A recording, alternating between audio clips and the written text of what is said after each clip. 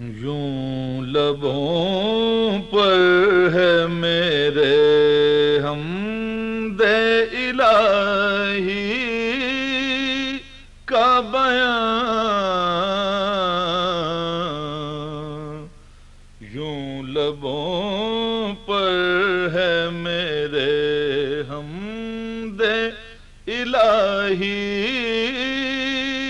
کا بیان، کاہ کے دوش پہ جیسے ہو کوئی کو ہے گراں، کاہ کے دوش پہ گری دی گئی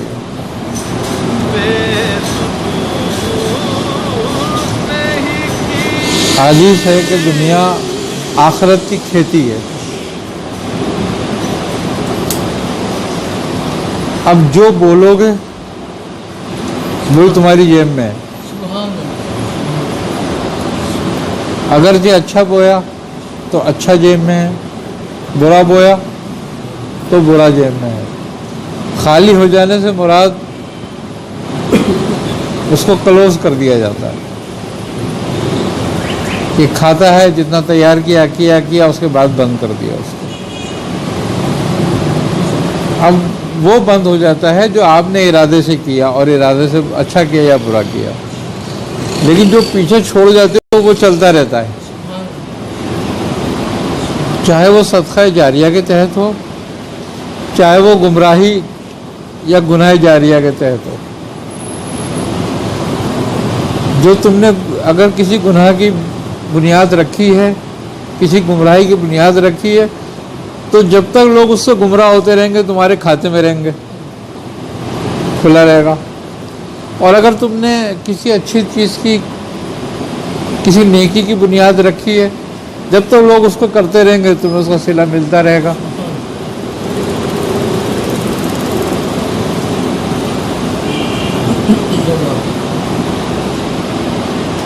لاسٹ ٹائم پہ سوال ہوتا کہ مونوہولوپی کے متعلق، کہ مونوہولوپی سے دجال جو ہے دکھائے گا کہ جہنم بھی دکھائے گا آگے، لیکن کرنٹ سچویشن کے مطابق یہ ہے کہ ایسے سافٹ ویئر اور ایسے اینیمیشن اور مونوہولوپی تیار کیے جا چکے ہیں کہ کسی آبادی کو، سرسبز آبادی کو آگ والا بھی دکھایا جا سکتا ہے۔ تو اس کا جو دکھانا حدیث میں آتا ہے وہ اسی کارنامے کے تحت ہے، انٹرنیٹ یا سافٹ ویئر اس طرح۔ دیکھو ایک بات ہے، سرکار دو عالم صلی اللہ علیہ وسلم کی جو بشارتیں ہیں، جو کچھ آپ نے فرما دیا، اس کے مختلف زاویے ہیں۔ بات یہ ہے کہ دجال خود ایک فریب ہے،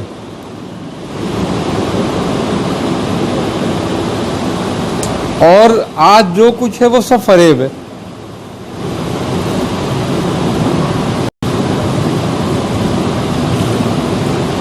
میڈیا کیا ہے؟ اچھا، مزے کی بات یہ ہے کہ دجالی ایک سسٹم ہوگا، دجال ایک شخص ہوگا، کبھی بھی ظاہر ہو، کیونکہ یہ بات تواتر کے ساتھ ہے، وہ ایک شخص ہے۔ اب کسی بھی چیز کو لانے کے لیے جب کسی چیز کا گراؤنڈ بنایا جاتا ہے تو اس کے پیچھے ایک مخصوص قوتیں ہوتی ہیں، اور دجال جو ہے شیطان کی آخری شکل ہوگی جس میں وہ ظہور کرے گا، یہ گویا شیطان ہی ظہور کرے گا۔ اب وہ نام اس کا چاہے دجال ہو، کیونکہ جو تواتر سے حدیث ہے اس میں دجالی کا ذکر آیا ہے ایک آنکھ کا۔ اب وہ کس صورت میں کہاں کہاں ظہور کرتا ہے؟ اچھا، اب مزے کی بات یہ ہے کہ دجال پیدا ہو گیا ہے یا پیدا ہوگا، یا دجال موجود ہے۔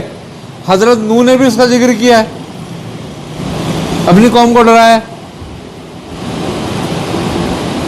تو اس کا مطلب کیا ہے؟ ظہور باقی ہے اس کا۔ نبی کریم صلی اللہ علیہ وسلم نے بھی اس کا ذکر کیا، جس پر حضرت عمر فاروق رضی اللہ تعالیٰ نے فرمایا کہ کیا میں اس کو قتل کر دوں جا کے؟ تو آپ نے کیا جواب دیا؟ آپ نے فرمایا کہ اے عمر، اگر وہ دجال ہے تو اس سے ختم نہیں ہوگا، اور اگر وہ دجال ہے تو ناحق قتل ہوگا، نہیں ہے تو۔ کچھ صحابہ کرام کی ٹیموں نے ایک جنگل میں اس کو دیکھا بھی کہ زنجیروں سے بندھا ہوا ہے، انہوں نے آنے کا ذکر بھی کیا، تو اس نے باقاعدہ طور پر اس نہر کے بارے میں پوچھا، دریا کے بارے میں، کیا وہ خشک ہو چکا ہے؟ کیونکہ جب وہ خشک ہوگا تو اس کا نزول، اس کا ظہور ہوگا، خروج کرے گا وہ، اور جب وہ خروج کرے گا امام مہدی کا ظہور ہوگا۔ اچھا، اب اس کے آنے سے پہلے یہ ہوگی کہ طاغوتی قوتیں جو ہیں وہ غلبہ کریں گی، یعنی کہ وہ اتنا غلبہ کریں گی، اتنا غلبہ کریں گی کہ پوری دنیا کو وہ اپنے لپیٹے میں لے کر اور اپنے تصرف میں لے لیں گی، اور جب اس کو اپنے تصرف میں لے لیں گی تب اس کا جو ہے خروج ہوگا۔ اس کی سب سے بڑے اعلیٰ کار جو ہے نا وہ یہود اور نصارہ ہیں۔ اچھا، آج ایک بات ہے بڑے مزے کی، دنیا کے ہر مذہب کا کانسیپٹ ایک موجود ہے، جس طرح اسلام میں ہے اس طرح دنیا کے ہر مذہب میں ایک کانسیپٹ موجود ہے کہ ایک مسیحا آئے گا، نجات دہندہ۔ ہر مذہب میں یہ کانسیپٹ موجود ہے، تو وہ اب جو اصل نجات دہندہ ہے اگر جس پر ہم حق کہیں وہ صرف مسلمانوں میں ہے، کیونکہ جس کی بشارت آقا نامدار صلی اللہ علیہ وسلم نے فرمائی، بس ہمارا تو یہ یقین ہے کہ وہی نجات دہندہ ہے جس کی آپ نے بشارت فرمائی کہ وہ نجات دہندہ ہوگا، باقی سب دجال ہیں۔ باقی جتنے بھی مذاہب میں جو موجود ہیں باتیں وہ صرف دجالی کے لیے ہیں، وہ پھر مطلب کسی مخصوص طبقے کے لیے ہی ہوں گے، طبقے کے لیے ہی، امام مہدی پوری عالم انسانی کے لیے ہوں گے، وہ فلاح انسانی کے لیے آئیں گے نا ایک بار اور۔ تو بات یہ ہے کہ اب جب طاغوتی قوتیں انتہا پر پہنچتی ہے نا، کوئی بھی طاقت جب انتہا پہ پہنچتی ہے تو اس کو مٹانے والا کوئی آ جاتا ہے، تو اللہ تعالیٰ امام مہدی کو بھیجے گا۔ پھر اب رہ گئی بات دجال کی، تو دجال گویا ایک سسٹم کے تحت آئے گا، تو جس کے لیے پہلے پورا سسٹم وضع کیا جائے گا، پہلے پوری دنیا کو غلام بنایا جائے گا تاکہ کوئی بھی اپنی آقا سے روح گردانی نہ کر سکے، اور جو کرے وہ مارا جائے۔ اچھا، یہ تو آپ جو یہ ٹیکنالوجی کہہ رہے ہیں کہ بھئی وہ ٹیکنالوجی میں جو چاہیں گے دکھا دیں گے، بلکہ ابھی تو انہوں نے ایک ٹیکنالوجی کا تجربہ بھی کیا ہے، ایک ایسی ٹیکنالوجی کا کہ جہاں چاہے زلزلے لے آئیں، جہاں چاہے برباد کر دیں زمین کو، جہاں چاہیں وہ آگ کی بارش کر دیں۔ یہ ٹیکنالوجی پر ابھی وہ کام کر رہے ہیں۔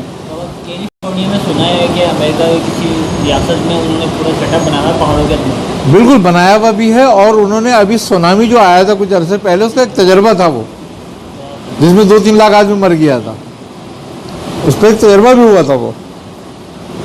آگے سے بات، تو وہ سارا سسٹم دجال کے ہاتھ میں ہوگا پھر، کہ جس شہر کو چاہے گا برباد کر دے گا ایک ہی ساتھ میں،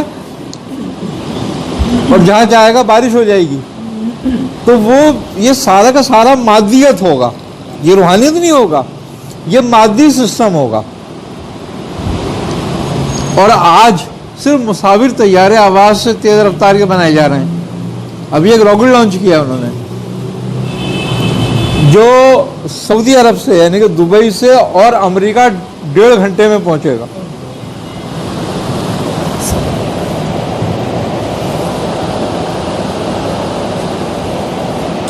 تو کتنی تیز سسٹم ہوگا۔ تو ابھی ہماری تو سوچ میں بھی نہیں ہے جو ٹیکنالوجی وہ لوگ کام کر رہے ہیں۔ اچھا، مسلمانوں کو انہوں نے صرف فرقوں میں پھنسا دیا ہے، مسلمانوں تو آپس کے گریبان دے دیے ایک دوسرے کے ہاتھ میں کہ تم اس پہ لڑتے رہو، ٹیکنالوجی کی طرف دیکھو ہی نہیں۔ جس کو وہ ترک کرتے ہیں اس کو تم اپناتے ہو.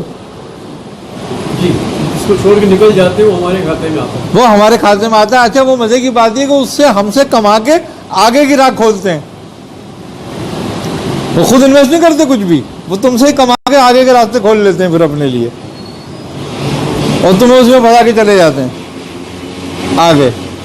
تو یہ ایک دجالی سسٹم ہوگا, اور یہ اس کی نشانی ایک آنکھ ہوگی.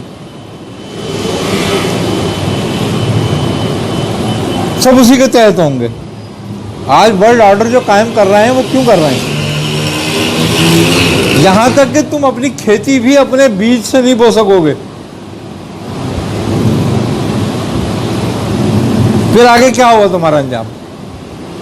پھر وہی بات ہوگی نا کہ اس کے ہاتھ میں رزق ہوگا, وہ کہے گا بول بندہ کس کا. یہ اسی سسٹم کے تحت ہو جائے گا. اور آپ کے حکمران, آپ کے لوگ ان کے اعلی کار ہیں. آپ کا تمام مالدار طبقہ ان کا اعلی کار ہے. آپ کی بڑی بڑی این جی اوز ان کے اعلی کار ہیں. آپ کے بڑے بڑے فلاحی ادارے ان کے اعلی کار ہیں.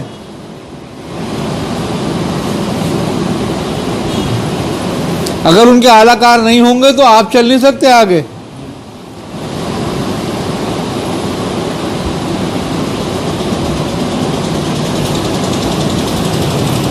جو ان کے سسٹم میں نہیں آئے گا نا, وہ تو روٹی بھی نہیں کما سکے گا اپنی.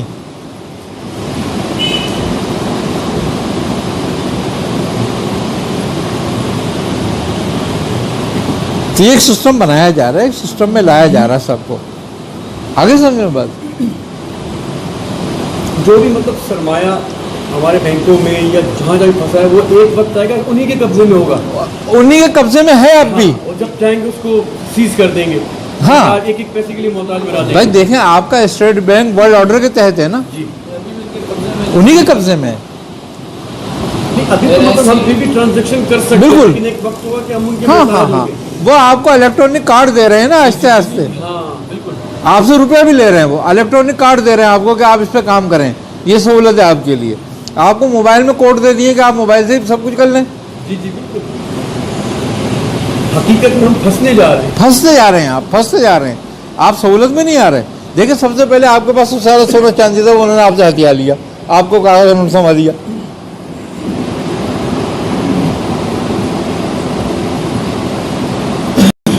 تو بات یہی ہے کہ آپ خود پھنس رہے ہیں اور آپ کے لوگ ہی ان کے ساتھ مل کے آپ کو پھنسا رہے ہیں, کیونکہ وہ بظاہر مسلمان ہیں.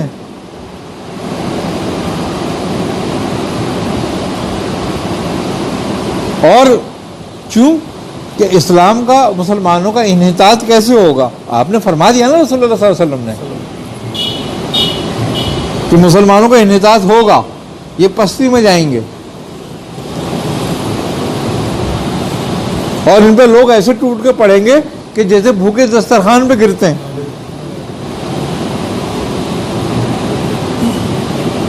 تو آپ آج بھی جو کماتے ہو انہی کے لیے کماتے ہو, اپنے لیے کچھ نہیں کماتے.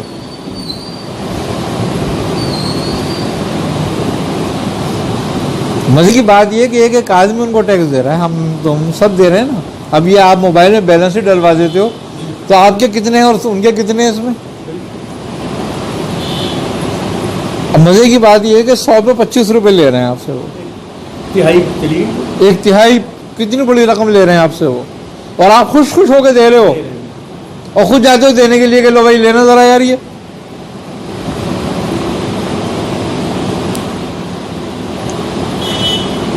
کتنے کروڑ لوگ صرف پاکستان میں اس کے جو ہیں فالوور ہیں, یوزر ہیں, کہ جتنے یوزر کتنے یوزر ہیں, کتنے اس کے پیچھے دیوانے ہوئے ہیں. 10 کروڑ سے تو زیادہ ہیں. 10 کروڑ سے تو زیادہ ہیں. اب ایک آدمی اگر دن میں 10 روپے بھی خرچ کرتا ہے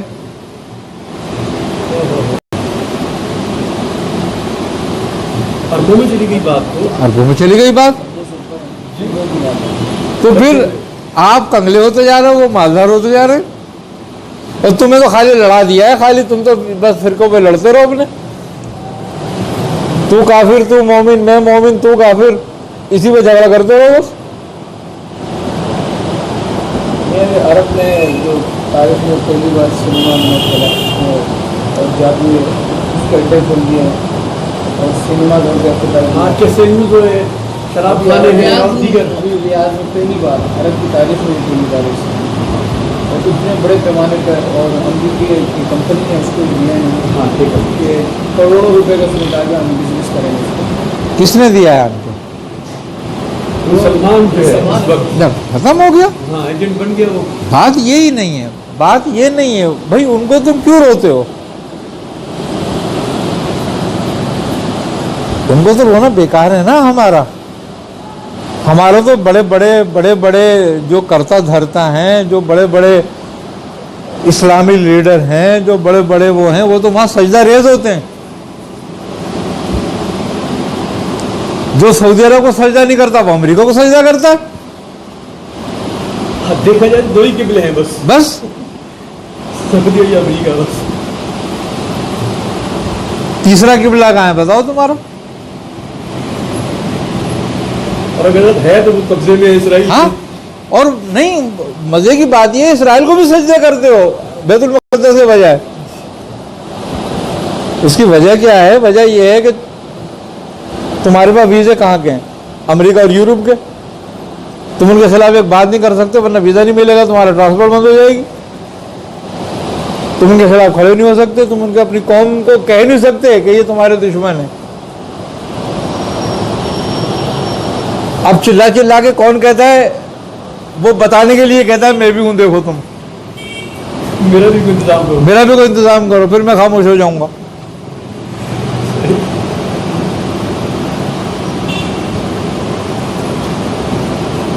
جس کی نہیں سنتے ہو چلا کے کہنے لگتا ہے، پھر ان کو برا بھلا کہتا ہے چلا کے، تاکہ یہ ہے کہ وہ ہمارے ایک جاننے والے تھے، اللہ انہیں غریق رحمت کرے، بیچارے ان کا انتقال ہو گیا. وہ جماعت اسلامی کے امیر تھے گولی مار کے، الطاف شاہد نام تھا ان کا. تو پھر وہ جماعت اسلامی سے نکل گئے تھے، طائب ہو گئے تھے. یہ شمس الدین بندگی صاحب سے وہ مرید ہو گئے تھے. تو پھر میرے سے بھی ان کے اچھے تعلقات تھے ذرا. تو ایک دن اتفاق تو ایسا ہوا کہ انہوں نے ہماری دعوت کری اپنے گھر پہ، تو ہم ان کے گھر گئے. تو ان کے بیٹے جو تھے وہ تربیت لینے افغانستان گئے ہوئے تھے. یہ سن 1995 کی بات بتا رہا ہوں میں آپ کو، 95-96 کی. تو میں نے ان سے بولا یار، میں نے کہا تم تو پڑھے لکھے آدمی ہو، تمہارے وہ شاعر بھی تھے، تمہارے بچے بھی ماشاءاللہ پڑھے لکھے ہیں، لیکن وہ تربیت لینے افغانستان کیوں گئے؟ تمہارا تو جماعت سے تعلق بھی نہیں رہا. انہوں نے کہا نہیں، میں نے تعلق تو ختم نہیں کرا جماعت سے اپنا، لیکن ان کے عقائد پر نہیں ہوں میں بس. اب عقیدہ میرا اپنا ہے، اب آئی سمجھ میں بات. لیکن یہ ہے کہ بات یہ ہے کہ یہ ضروری تھا. میں نے بولا بھائی ضروری کیوں تھا ایسا؟ کوئی تم نے کوئی ٹیررسٹ بنانے ہیں، کوئی دہشت گردی کرنی ہے، کیا کرنا ہے تم نے؟ پھر کہنے کہ نہیں یہ دہشت گردی یا ٹیررسٹ کا مسئلہ نہیں ہے ہونے کا. میں نے کہا پھر؟ کہنے کا یہ ہے کہ اگر وہ وہاں پر افغانستان میں جہاد کی تربیت لے لیتے ہیں تو انہیں امریکن کونسل سے ویزا آسانی سے مل جائے گا.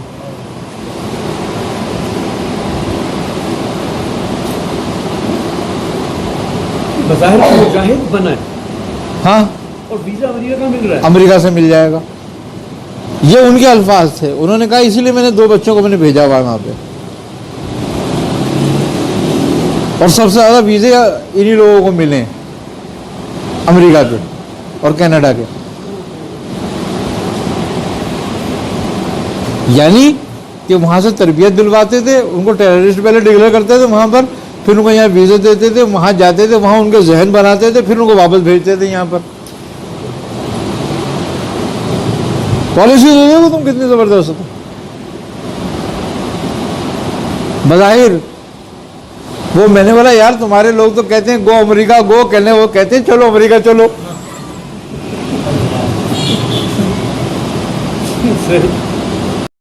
اپنے صحیح کہہ رہے ہوتے ہیں.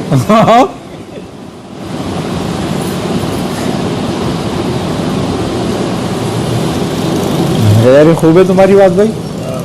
اور واقعی پھر ان کے بیٹوں کو ویزے ملے. وہ جانے سے پہلے مجھ سے ملنے آئے.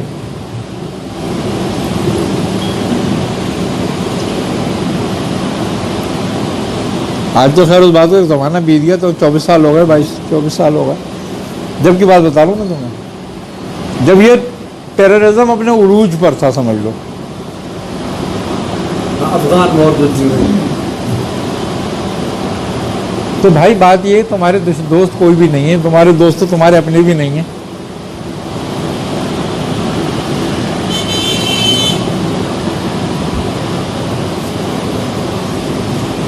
تو بات یہی ہے ساری.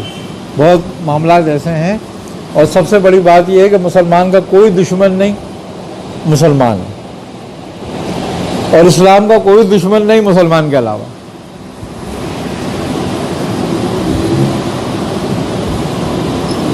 اس کو جتنا مضبوط مسلمانوں نے کیا تھا نا ابتدائی دور کے، وہ مومن تھے جنہوں نے اس کو مضبوط کیا تھا. یہ حضرت عمر فاروق رضی اللہ تعالیٰ عنہ کا کارنامہ ہے کہ وہ اتنا مضبوط کر گئے تھے اسلام کو. اس دور میں اتنا مضبوط کر دیا تھا انہوں نے اسلام کو کہ آج 1400 سال سے طاغوتی طاقتیں اس کو گراتے گراتے گراتے آج تک نہیں گرا سکی. آپ نے اتنا مضبوط اس زمانے میں کر دیا تھا. یہ اگر آپ مضبوط نہ کر کے جاتے تو پتہ نہیں کیا حال ہوتا.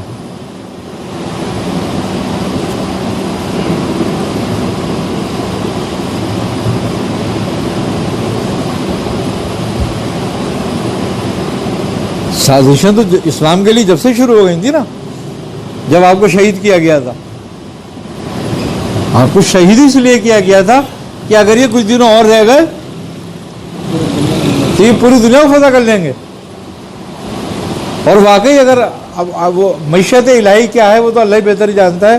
آپ کی شہادت معیشت الہی کے تحت تھی کہ وہ اللہ کیا چاہتا تھا، ورنہ تو واقعی ایسا کر جاتے کہ ان کے نام و نشان کو نابود کر دیتے.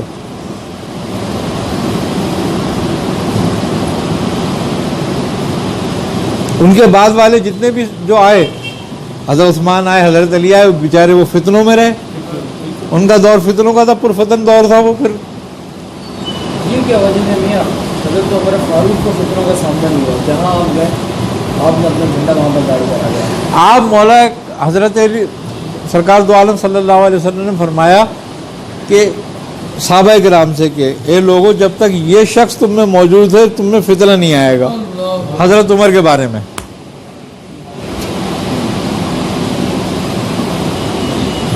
آپ صلی اللہ علیہ وسلم کی بشارت تھی نا حضرت عمر کے لیے تو، کہ جب تک یہ شخص موجود ہے جب تک فتنہ پیدا نہیں ہوگا تم میں. یہ کوئی سیاسی فتنہ بھی نظر نہیں آ رہا ہے، نہ کوئی سیاسی فتنہ نظر آ رہا ہے، کوئی مسلکی فتنہ نظر آ رہا ہے. آپ کو ہیبت اللہ کیوں کہا گیا تھا؟ تمام شیطانوں منافقوں پہ آپ کی ہیبت تھی. حضرت عثمان بہت حلیم طبع تھے. اور پھر ایک بات یہ بھی تھی کہ سرکار دو عالم صلی اللہ علیہ وسلم کی جو مہر نبوت کی جو انگوٹھی تھی، خاتم،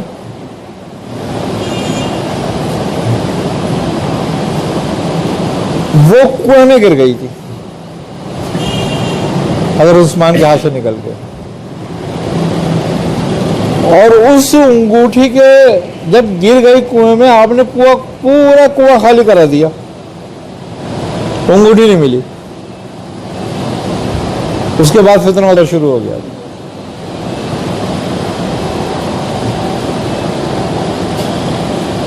مہر نبوت کی بھی یہ تاثیر تھی کہ لوگوں کے قلوب میں ہیبت تھی.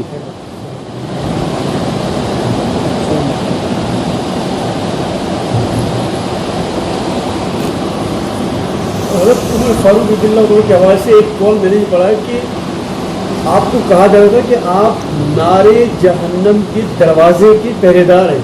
بے شک، کسی کو جہنم میں جانے نہیں دیتے. جانے نہیں دیں. جب تک یہ رہیں گے تب تک کوئی مطلب ناری نہیں ہوگا. بے شک. دیکھا جائے تو حضرت ابوبکر صدیق رضی اللہ تعالیٰ کا دور ہے، تو اس میں بھی ناموس رسالت کا مسئلہ ہوا اور آپ علیہ السلام کی بات پر اس طریقے کے لوگ پیدا ہوا، اسلام فساد کا معاملہ ہوا. لیکن حضرت عمر فاروق اعظم رضی اللہ تعالیٰ کو دور دیکھتے ہیں تو اس کے اندر اس طرح کے معاملات نہیں پایا جاتے ہیں. ایون یہ کہ آپ ابا صاحب اللہ جو پڑھ رہا ہے اس کے سر کو آپ جا کے وہاں پہ، لیکن آپ کو چیلنج کرتے ہوئے یا آپ کے مناظرے کے طور پر یا سامنے کوئی بھی شخص اس طرح نہیں ہے؟ اللہ تعالیٰ نے آپ کو ہیبت اللہ کا خطاب سے نوازا تھا نا، کہ یہ اللہ کی ہیبت ہے۔ آپ کے حوالے سے حضرت فاروق اعظم رضی اللہ عنہ کے حوالے سے جتنے بھی سوانح نگار ہیں انہوں نے یہ لکھا ہے کہ آپ کی حکومت کرنے کا انداز بڑا سخت تھا اور اس ہیبت کی وجہ سے کوئی ہمت نہیں کر پاتا تھا دائیں بائیں ہونے کی، آپ کا رعب اور دبدبہ اتنا تھا۔ اور پھر سب سے بڑی بات یہ ہے کہ جو عادل حاکم ہوتا ہے نا، اس کی ہیبت دلوں پر اللہ قائم کر دیتا ہے۔ یہ بھی بات ہے، حتیٰ کہ جانوروں تک متاثر ہوتا ہے۔ حاکم کی بڑی قوت ہوتی ہے، اس کی پشت میں دست قدرت ہوتا ہے جو عادل حاکم ہوتا ہے۔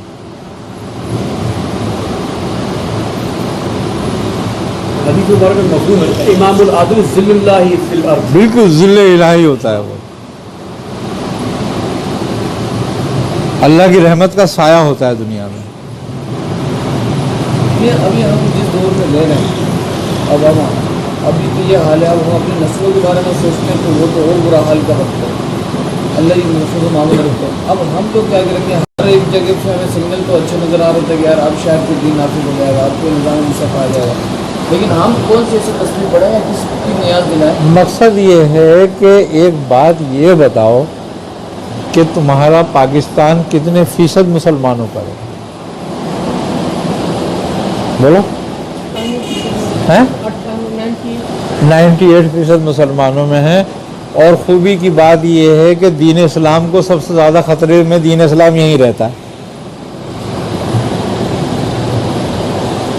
بھائی آپ منتخب کرتے ہو نا لوگوں کو، آپ لاتے ہو نا آگے، تو آپ جس کو لاتے ہو وہی تو آتا ہے حکومت میں۔ اچھا رہ گئی نظام مصطفیٰ کی بات، آپ ووٹ دیتے ہو بھٹو کو سیکولرزم پہ نام پر اور قائم کرتے ہو کو بات کرتے ہو نظام مصطفیٰ۔ یہ ہمارے جو ووٹ کا جو سلسلہ ابھی بروی ٹاؤن کے اندر یہ بشانی ہے، اس نے تحریک انصاف کی سیٹ کو خریدا۔ اب مسئلہ ہے کہ ہمارے یہاں تو ووٹ سے تو ہمارا کچھ بھی نہیں ہونے والا، یہ سیٹیں تو بکی ہوئی ہوتی ہیں۔ چلو ووٹ سے نہیں ہوگا، مان لیا تمہاری بات کہ ووٹ سے نہیں ہوتا، سیٹیں بک گئیں۔ سیٹیں خریدتا کون ہے؟ جو پیسہ ہے جس کے پاس، جو ایجنٹ ہیں، ٹھیک ہے۔ اور جن سے سیٹیں خریدتے ہیں ان کو سیٹوں پہ لاتا کون ہے؟ یہ تو مخصوص طبقہ نا، میں امیر ہے وہ ایک چھوٹا امیر ہے، اس سے بڑا امیر ہے وہ اس کو خرید کے اس کو دے رہا ہے، یہ چیز یہی ہے نا۔ لیکن یہ سب سے چھوٹے والے جو ہے نا، یہ تو ووٹ پہ چھپا لگا کے آتے ہیں۔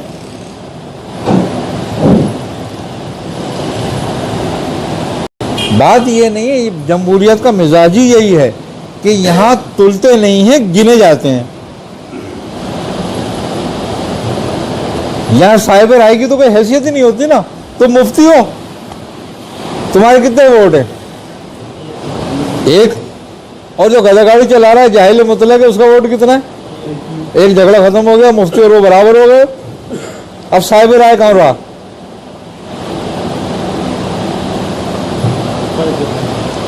بھائی صاحب الرائے کون ہو گیا؟ اچھا صاحب الرائے کتنے لوگ ہوں گے ٹوٹل اگر پاکستان میں گنے ہوئے ہیں تو؟ لاکھ 2 لاکھ؟ اور جنہیں یہی نہیں پتا یہ ہے کیا، پرچی انہیں کو ٹھپا لگانا ہے نشان دیکھ کر خالی، وہ کتنے؟ جھگڑا ختم ہو گیا، پھر حکومت تو انہیں کی ہوگی۔ خلافت میں بھی صاحب الرائے کی، صاحب الرائے سے ہی ہوتی تھی بات شروع، خلافت صاحب الرائے کا کام تھا۔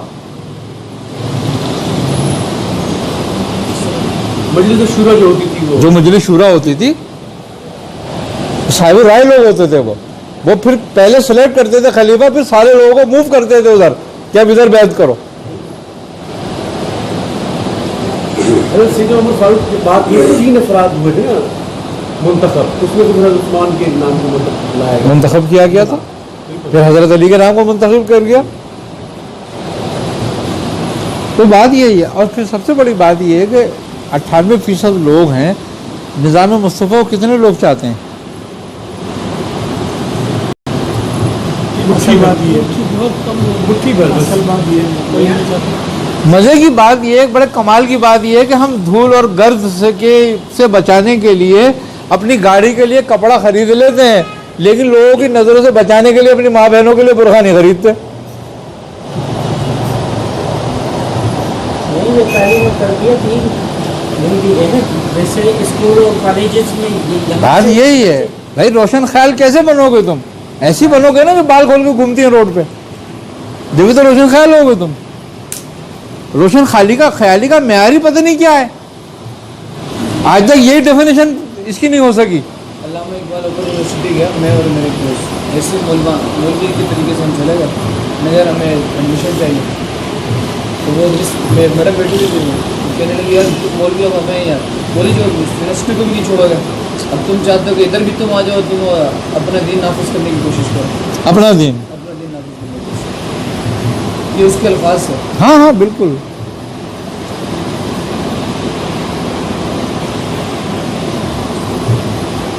انتخابات میں کس کو منتخب کریں؟ تین بڑی پارٹیاں تو وہی ہیں, مقصد یہ ہے کہ تمہارے منتخب کرنے سے کیا ہوگا, جن کا منتخب انتخاب پہلے ہو چکے گا وہی منتخب ہوں گے. بات تو یہ ہے, تمہارے بیلٹ باکس تو پتہ نہیں کہاں جاتے ہوں گے. الیکشن تو کبھی نہیں ہوتا, سلیکشن ہی ہوتا ہے. سب پہلے سلیکشن ہی ہے بس. الیکشن کو چھوڑ دو. اب سلیکشن میں نظام مصطفیٰ نہیں ہے بار کا. وہ تو ترکی کا جو صدر ہے طیب اردگان, یہ کوئی الیکشن کے طریقے سے دنیا پوری قوم اس کے ساتھ کھڑی ہوئی, اور ابھی ظاہری طور پر اس کے اعمال اور افعال اس کے سمجھ میں آ رہے ہیں کہ ابھی وہ اسلام کے لیے بات نہیں کر رہا ہے, اسلام کے لیے جو ہے لوگوں کو برما کے حوالے سے بھی اس کا بڑا بہترین کارنامہ نظر آیا. اچھا یہ بتاؤ کہ قوم لیڈر پیدا کرتی ہے یا لیڈر قوم بناتا ہے؟ جھگڑا ختم ہو گیا, لیڈر قوم بنا رہا ہے. تمہارے تو سرے محل اور ایون فیڈ سے جان نہیں چھوٹتی. آج ایک نئی حکومت نے اسکیم نکالی ہے نا کہ اپنا کالا دھن سفید کر لو, آ جاؤ. 2% ہے 2% پہ کیوں کر رہے ہیں؟ اس لیے کہ اب برطانیہ ایکٹیو ہو گیا, امریکہ ایکٹیو ہو گیا, یورپ ایکٹیو ہو گیا کہ بھائی ان کی دولت کتنی قبضہ کرو.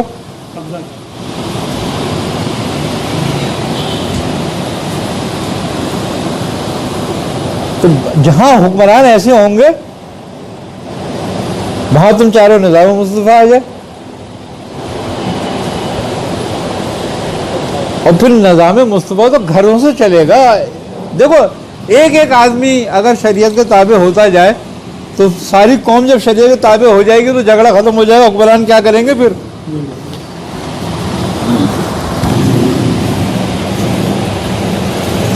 تمہارے پاس کوئی ایسی تحریک ہے کہ تم یہ کہو کہ بھائی ہم اپنا فیصلہ برٹش لا کے تحت نہیں, اسلامی لا کے تحت کرنا چاہتے ہیں؟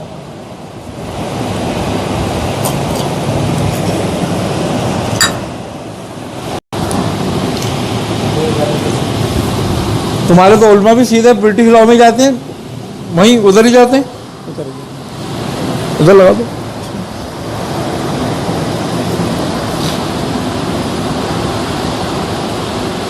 تو بات یہی ہے ساری کہ بھائی ہم نیچے ہی نظام مصطفیٰ قائم کرنا نہیں چاہتے تو اوپر کیسے ہو جائے گا؟ ہمیں ضرورت بھی نہیں ہے اس بات کی. نظام مصطفیٰ ہم سے برداشت بھی نہیں ہوگا. یہ بات ہے. نظام مصطفیٰ کی چھوٹی سی بات ہے کہ جو تو اپنے لیے پسند نہیں کرتا اپنے بھائی کے لیے پسند نہ کر. ایسے کیسے کر لو گے تم؟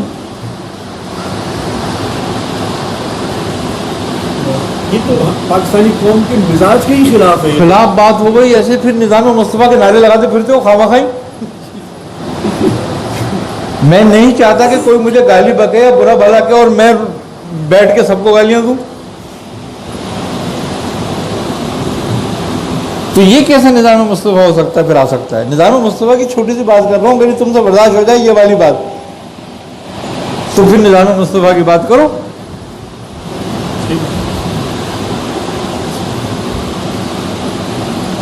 میں تو یہ نہیں چاہتا کہ میرے گھر پہ کوئی قبضہ کرے, لیکن میں چاہتا ہوں میں آگے محلے میں قبضہ کر لوں. تو پھر نظام مصطفیٰ کیسے آ جائے گا میری طرف سے بھائی؟ پھر مجھے کیسے پسند آئے گا نظام مصطفیٰ؟ ایک بڑی پیاری حدیث ہے سرکار عالم کی, 2-4 لفظوں کی حدیث ہے یہ. لیکن آپ نے پورا مومن بنا دیا 4 لفظوں میں. سارا معاشرہ سدھر جائے گا. تم اپنے دروازے کھول کے سو گے.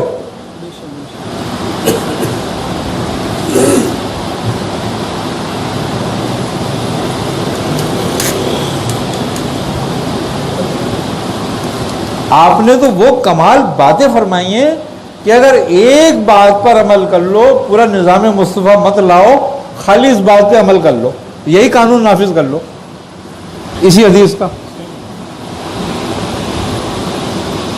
معاملات تو سارے اسی سے طے ہوتے اسی سے تو ہو جائیں گے. عبادات ہیں وہ اپنی اپنی ہیں.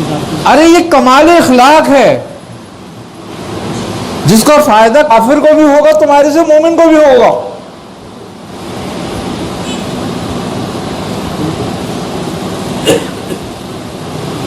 مسجدوں میں بھی گلاس کو زنجیروں سے باندھا جا رہا ہوتا ہیں؟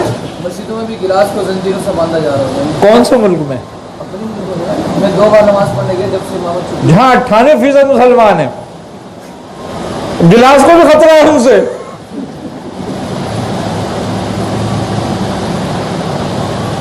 سبھی لوگ زنجیروں سے باندھتے ہیں. جہاں پانی کا کولر رکھتے ہیں وہ زنجیر سے گلاس کو باندھ دیتے ہیں، مگے کو. پورا کھڑا بھی نہیں ہو سکتا پی سکتا، جھک کے پینا پڑتا ہے اس کو پانی بھی. یہ مسلمانوں کا ملک ہے.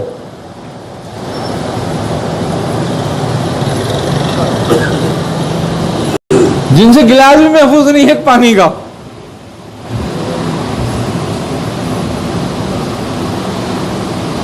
اب تم کہو کہ سارے ایسے نہیں ہیں تو بھائی کتنے ایسے ہیں تمہاری گنتی میں؟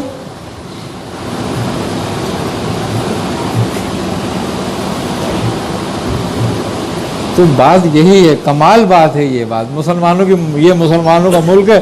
اچھا جاؤ کافروں کے ملک میں چلے جاؤ، کہیں بھی کوئی بدعا نہیں ملے گا، کہیں کوئی چیز تمہیں ایسی.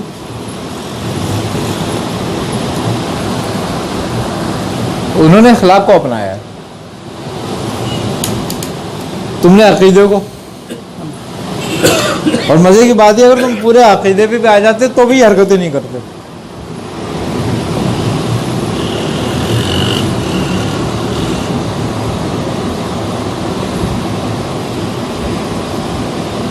اعتراض ہمارا اس بات پر ہوگا جس بات کا کوئی سر پیر ہی نہیں ہوگا.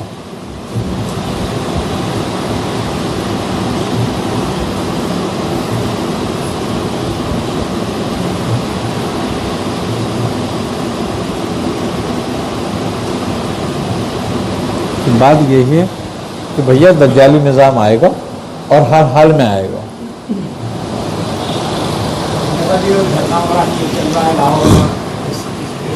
اللہ انہیں کامیاب کرے بھائی، اللہ تعالیٰ ان کو کامیاب کرے.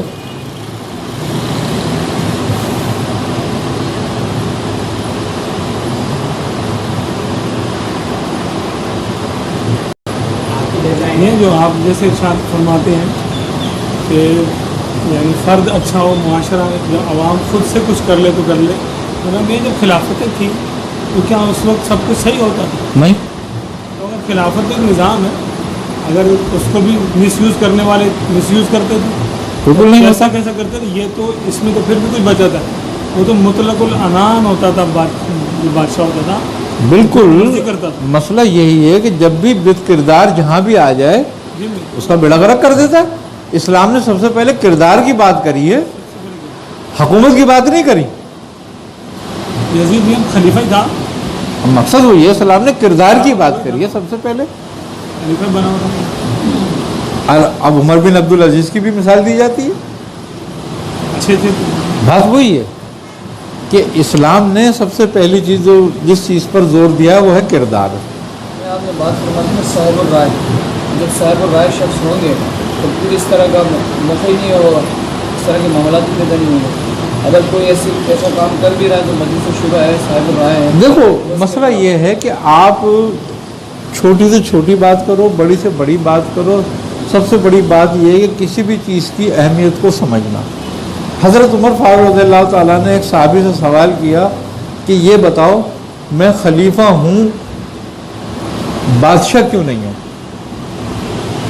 تو اس نے کہا کہ اے عمر انہوں نے فرمایا کہ اے عمر، اگر آپ کسی کے کھجور کا ایک چھلکا بھی اپنے قبضے میں لے لیں ناحق، تو آپ بادشاہ ہو جائیں گے، آپ خلیفہ نہیں رہیں گے۔ حجاج کو لوگوں نے شکایت دی تھی نا کہ تم جیسے ظالم لوگ آ گئے ہیں، اور یہ تو نے کہا حضرت عمر فاروق کا دور کیا دور تھا، تو نے کہا کہ ویسی عوام لے آؤ، ویسے بات یہی ہے۔ آج وہ آئے جمعے میں خطاب کیا، ان اللہ لا یغیر ما بقوم حتی یغیر ما بانفسہم، کسی قوم کو تبدیل نہیں فرماتا جب تک کہ لوگ اپنے نفسوں کو تبدیل نہ کریں، بے شک تو تبدیلی پوری منحصر قوم نہیں آئے گی، بلکہ افراد میں تبدیلی آئے گی، پھر قوم تبدیل ہوگی۔ یہی میں بات کر رہا تھا کہ انسان اپنے اندر تبدیلی لاتا ہے، فردن تبدیلی آئے گی تو معاشرے میں تبدیلی آ جائے گی۔ تو وہاں پہ قوم کا لفظ ہے، یہاں پہ بیان فسیم آیا، بالکل صحیح۔ لیکن اس تبدیلی کے لیے کسی رہبر و رہنما کی ضرورت تو پڑے گی نا۔ دیکھو ایک بندہ خود تو نہیں جانتا کہ اندر کیا خرابی ہے۔ ہاں، مثال کے طور پر ہم حال میں آتے ہیں، اگر حال اس دور کے اندر اگر ہمیں کوئی رہبر و رہنما نہیں مل رہا تو نہ ملے۔ ہمارے سامنے خلفائے راشدین اور سرکار دو عالم کی ذات مبارکہ تو موجود ہے نا۔ اچھا، یورپ کو کون سا خلیفہ ملا تھا؟ آج انہوں نے بہت سارے معاملوں میں فقہ عمر کا نفاذ کیا ہوا ہے، قانون عمر عمر لاء کے نام سے انہوں نے اطلاق کیا ہوا ہے اس کا۔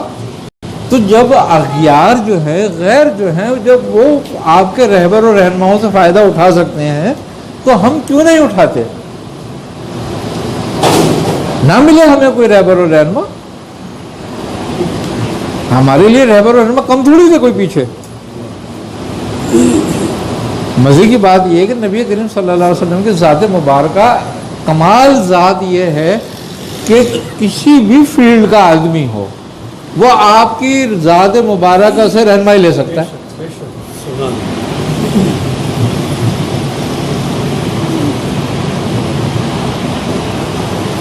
جس قوم کو اللہ رب العزت نے اتنا کمال کا رہنما عطا کیا ہو اور وہ قوم پھر رہنما ڈھونڈتی پھر رہی ہو،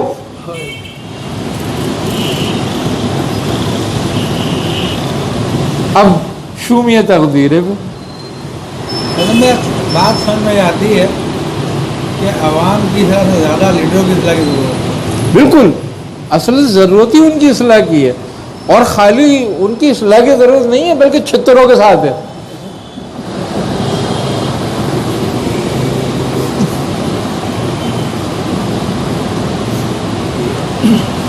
ہٹلر کی طرف بھی ہونا چاہیے کہ دعوت میں بلا ساروں کو مارے، ہٹلر کی طرح ہونا چاہیے کہ دعوت میں بلائے ساروں کو، پھر ساروں کو ایک بار ختم کریں۔ بہرحال اللہ بہتر کرے، یہ ختم ہونے والے نہیں، اس لیے کہ وہ حضرت علی کرم اللہ وجہ کا فرمان ہے کہ اپنی ماں کی گودوں میں اور ان کے پیٹوں میں موجود ہیں، ان کے ایجنٹ تو ہر جگہ موجود ہیں۔ ویسے میاں اس وقت اوورال جو مسلمانوں کی حالت ہے تو اس وقت یعنی یہ سمجھ لیں کہ عقل جو ہے حیران ہے اس میں کہ کیسے تبدیلی آئے گی۔ یہ سارے کے سارے حکمران ایجنٹ ہیں، اور اب تک ابھی سعودیہ میں جو خبریں آ رہی ہیں آج کل چین مال کھلنے لگے ہیں، اور وہ امام کعبہ پرانا وہ محمد عادل کلبانی نے اس نے جوئے کا اڈا کھلوایا، فتویٰ دیا، اور جا کے پہلا جوئے کا اڈا کھلا ہے وہاں پہ جدہ کے اندر، اور ایک جگہ کھل گیا، اور 40 اور کھلیں گے، اس سے زیادہ کھلیں گے۔ پردے کے اوپر آگے بات کی برقع کا کوئی ضرور نہیں ہے، بس پردہ کرنا ہوگا۔ ابھی وہ ڈرائیونگ لائسنس دے دیے عورتوں کو، تو انہوں نے ڈرائیونگ لائسنس دے دیا، اور بھی بہت کچھ۔ تو اب چلو یہ ایک سعودیہ کا نہیں بلکہ تقریباً سب کا ہی ہے۔ یہ ابو ظبی والے نے مندر بنوایا، اور خود خلیفہ شیخ خلیفہ گیا اس کے لیے، اور ہمارے یہاں پہ بھی صورت حال ہے۔ تو اس وقت تو عقل حیران ہے کہ کیسے تبدیلی آئے گی، کیسے ہوگا۔ یہ سب سرکار عالم کی بشارتیں ہیں جو ظہور کر رہی ہیں۔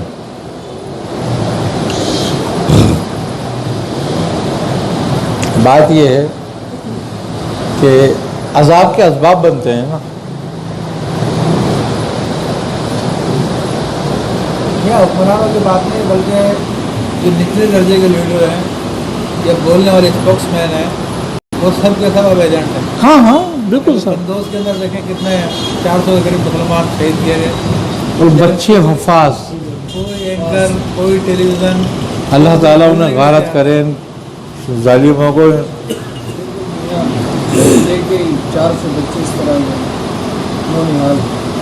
पर बहरहाल खुदा के गज़ब को पुकार रहे हैं ये, और चीख चीख के पुकार रहे हैं कि हम पे गज़ब कर।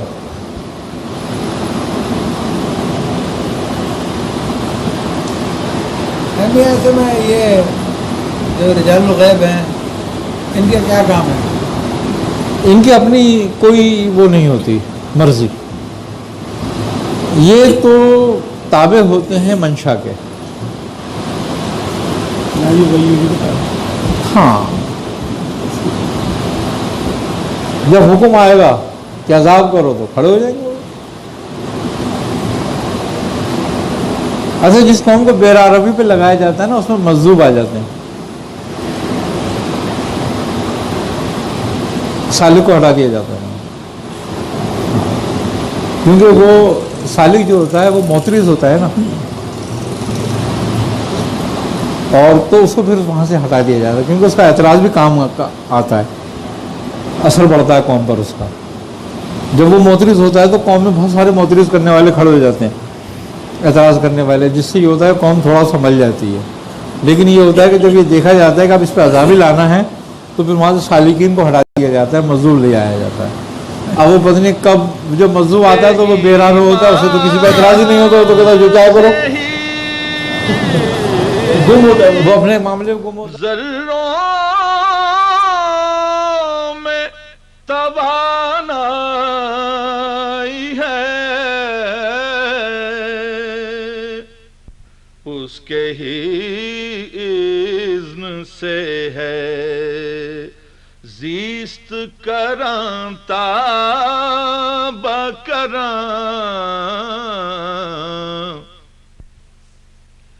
न कोई उसके सिवा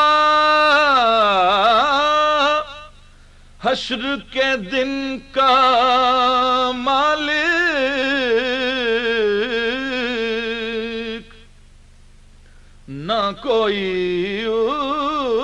उसके सिवा हश्र के दिन का मालिक,